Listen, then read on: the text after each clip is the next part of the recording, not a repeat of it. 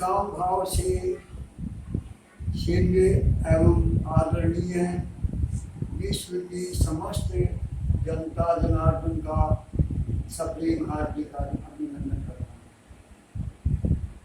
चर्चा धन के दोषों के बारे में चल रही थी। अब इन दोषों को कहाँ तक गिनाएं? बस सार बात ये है कि सारे जो भी हमारी समस्याएं हैं इसी की अधिकता के कारण हुई हैं।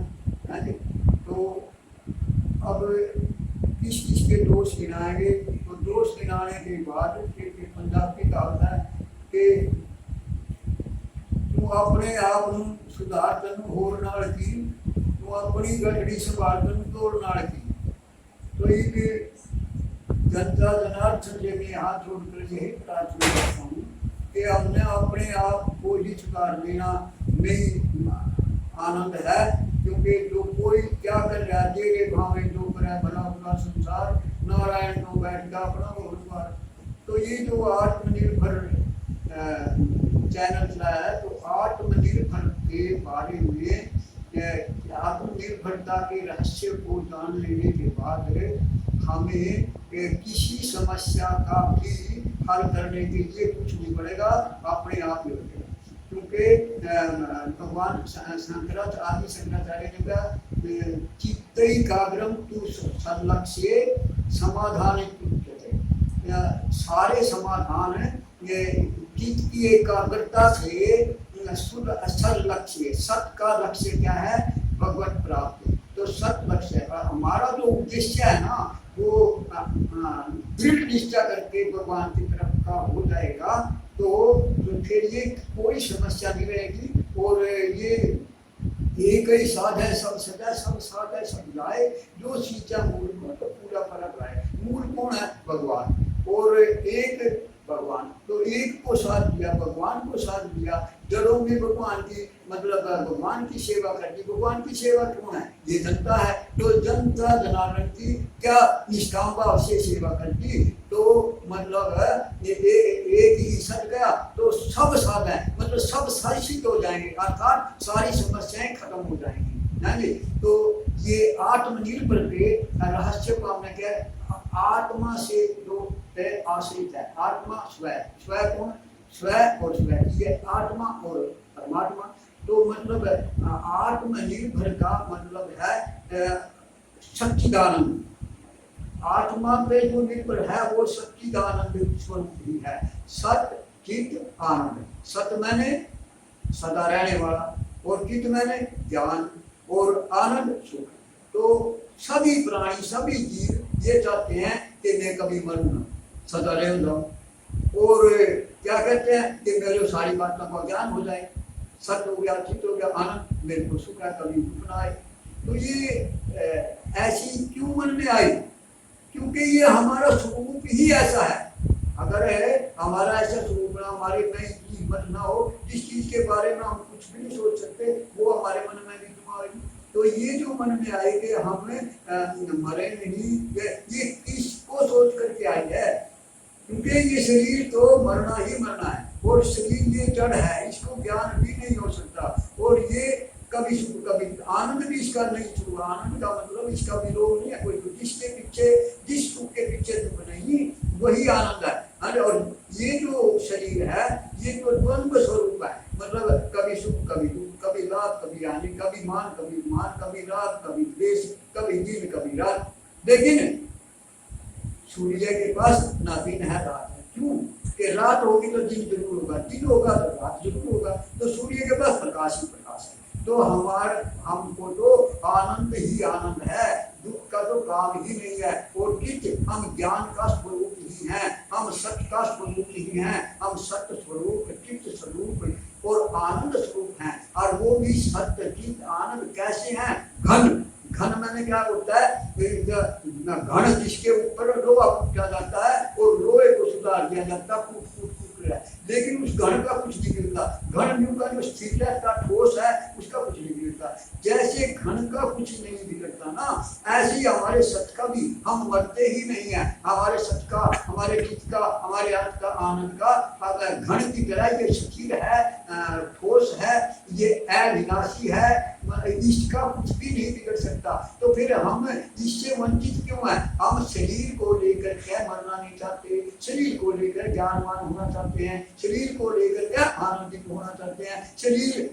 क्योंकि शरीर और संसार का मेल है, शरीर खुद ही नाशवान है, तो अविनाशी चीज है। एक आदमी मतलब टेम्परेरी पोस्ट पर रहेगा, अगर उसने कहा इतना पक्का कर दो, पोस्ट ही टेम्परेरी है, पक्का कैसे होगा? अगर पक्का है तो परमानेंट पोस्ट के आगे तो टेम्परेरी परमानेंट हो जाएगा।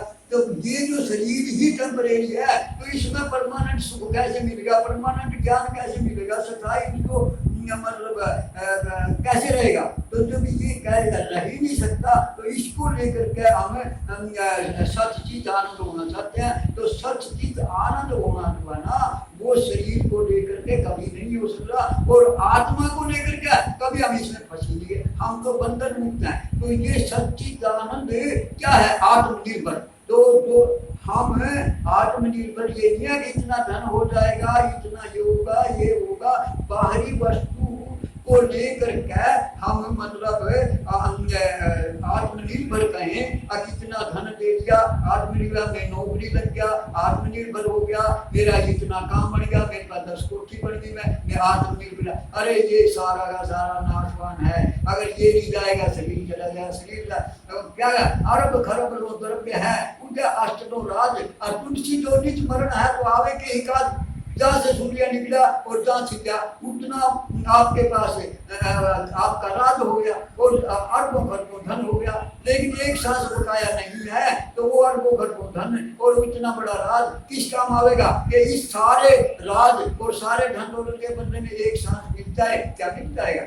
जब वो इतने के बदले में एक सांस भी नहीं लेगा, समय की इतनी है कि समय को दे करके हम धनवान और वो बड़े हो जाते हैं। जिसको बड़ा कमाया बड़ा कुछ नहीं होता, बड़ा तो मनुष्य ही बड़ा है। धन दौलत लेकर को तो वो छोटा हो जाए, क्योंकि धन के कारण अगर बड़ा हुआ है तो धन उससे बड़ा होगा, वो खुद कैसे बड़ा हुआ? हम तो खुद ही आत्मनिर्भर, खुद ही बड़े हैं, क्योंकि हम है भगवान की तरह ममई वहां से जीवन होके मेरा ही अंश है, क्योंकि भगवान का अंश है। और फिर क्या ममई राम मन में सब मम प्रिय है, सब मम उपजाए, सारे मेरे ही प्रिय हैं और मैंने ही पैदा किए हैं। तो जब हम हैं ही उसी के, तो हमें क्या कमी है? हम तो मतलब आत्मनिर्भर हैं। तो आत्मनिर्भर जो है ना, जब इस रहस्य को हम जान जाएंगे तो हमें कोई कठिनाई, कोई दिक्कत, कोई कुछ नहीं रहेगी, सारी समस्याएं सुलझ जाएंगी।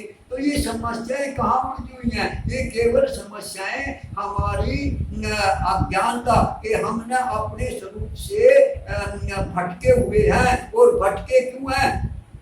इसे वैभव संपन्नता, ये भोग और ऐश्वर्य ने, भगवान ने भी कहा कि जैसे गर्भ पर जेल के उससे मतलब ढका रहता है गर्भ जेल से, ऐसे ही हमारा जो ज्ञान है वो इन्हें भोगीय प्रसक्ता नाम, मतलब जो भोग में इतने आसक्त हो गए, इतने अंधे हो गए कि हमने असली ज्ञान का पता ही नहीं करता है। तो मतलब है इससे हम कैसे, जब जैसे मतलब अंधेरा है, तो अंधेरे में सब कुछ होते हुए कोई चीज का हम देख नहीं सकते, लेकिन प्रकाश आ जाए तो क्या चीज है? कोई चीज बनानी नहीं, कोई बिगाड़नी, कोई चीज न्यूकेजी, वो हमें उपलब्ध हो जाएगी। ऐसे ही हम जो है आत्मनिर्भर हैं, मतलब जन्मजात आत्मनिर्भर हैं। तो इस आत्मनिर्भरता को, इस सच्चिदानंद स्वरूप को हमारे से कोई पूछ नहीं सकता। जैसे सूर्य से कोई कहे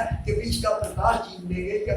नहीं, उसका आवरण है। जैसे सूर्य पर बादल आ गया तो वो सूर्य का अस्तित्व थोड़ी हो गया, वो तो बादल आने की वजह से वो ढक गया। तो हम सोचते हैं सूर्य नहीं लगा, वो बादल जैसे आंखों के आगे हाथ दे दिया तो हाथ के सारे आंखों से दिखना, तो संसार थोड़ी, तो आंखों के आगे ये मतलब अंधकार, मतलब ये जो छाया आ गई इसकी वजह से आगे नहीं दिख रहा। तो हमारी आंखों के आगे ये बादल की वजह से हमारी आंखें ढक जाती हैं। सूर्य नहीं ढकता, सूर्य तो बादल से भी बड़ा।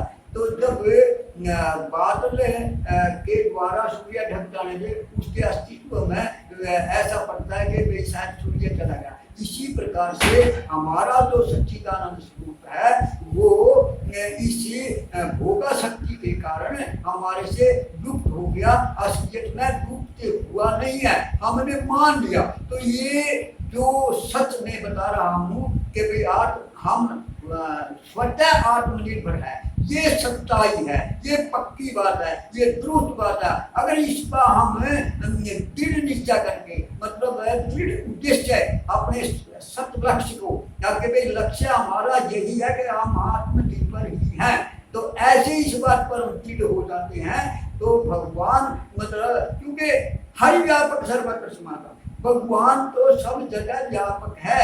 तो वो व्यापकता कहाँ गई हमारी? का अगर हमें इतने भोग मिल जाएंगे, इतने धन मिल जाएंगे, इतना ये हो जाएगा, ये जो कामना है ना, यही सारे खेल मिल रहा है। इस कामना के कारण हम अंधे हो गए हैं। तो कामना के होते हुए भगवान की हमें अनुभूति नहीं होती है। तो जहाँ क्योंकि कामना क्या है? संसार। तो जहाँ संसार है वहाँ कामना है, और कामना नहीं, चाह गई चिंता में चित मन हुआ बेपरवाह, और किसको कुछ होना चाहिए वो शान कैसा। तो हम शहनशाह ही हैं, ये बकवास नहीं है, ये शहनशाह। संतों की वाणी झूठी नहीं हो सकती। तो हम शहनशाह किस कारण से?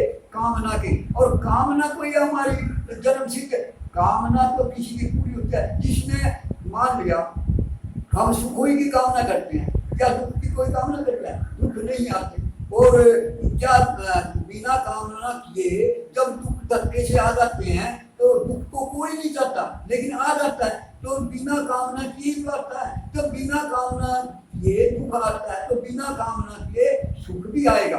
क्यों?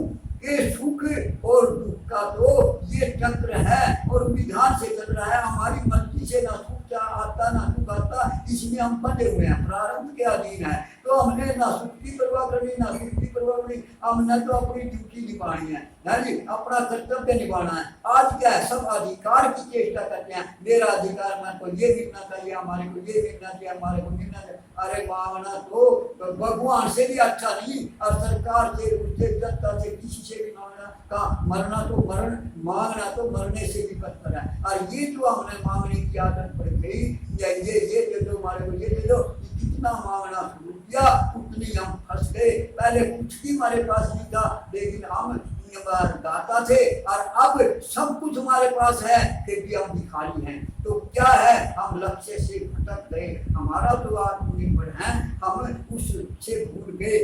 हमारा मतलब इस जनता का, धन का, दौलत का, इक़्तिदार का, इनका तो भरोसा हो गया। जो असली भगवान है, जो जन माँ के गर्भ में भी जो हमारा सारा का सारा इंतजाम कर रखा था, जन्म आया, माँ की दूधियों में दूध क्या हमने चाह लग नहीं चाहे, लेकिन बिना चाहे कोई माना भी नहीं चाहे दूध आएगा। तो ये क्या भगवान की सृष्टि के उसके जन्म लेते ही दूध आ गया। तो पहले कोई दूध नहीं था। तो क्या जब वो इतना पहरा देता है भगवान के गर्भ में भी सारी बातों का पहरा दिया, फिर माँ की गोद आ गई, माँ ने भी अपना सारा पहरा दिया। तो माँ की गोद छूट गई तो धरती माता की गोद मिल गई। तो धरती माता की गोद मिली, माँ ने दूध छोड़ देना छोड़ दिया तो गौ माता का दूध मिल गया। तो क्या एक चीज गई तो दूसरी अपने आप। अब जैसे दूध के दान है, भगवान ने पहले दांत दिया, उसमें कोई कमी है? सब कुछ दे सकते हैं वो, तो दांत क्यों नहीं दिए?